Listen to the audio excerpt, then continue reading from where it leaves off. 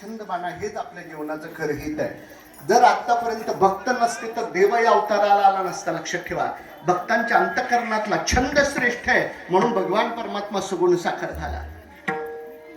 आपला असा छंद लागला पाहिजे की ज्यांनी या भक्तीच्या संप्रदायावरती ज्यांनी यांनी पायाचा कळस अशा प्रकारचा पायभूत केला, असे गजानन बाप्पा महाराज. भगवान परमात्म्याची उपासना आहे, नामचिंतन आहे, नामाचा अट्टास आहे.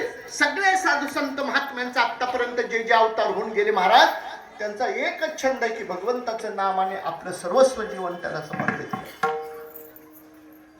हा जीवाला छंद आहे. माणसाचा स्वभाव आहे की अनेक छंदामध्ये मनुष्य जीव राहतो. त्याला कुणाला कशाचा छंद आहे, कुणाला कशात आवडतं, कुणाला कशात आवडतं. पण सगळं जरी तो असला तरी तो लौकिक छंद काही उपयोगी येत नाही महाराज.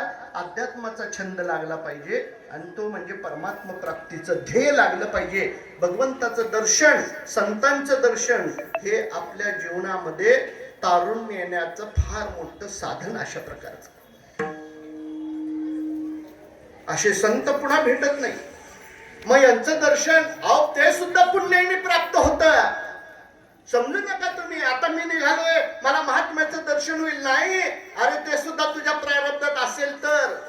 पुण्य फळले बहुत दिवस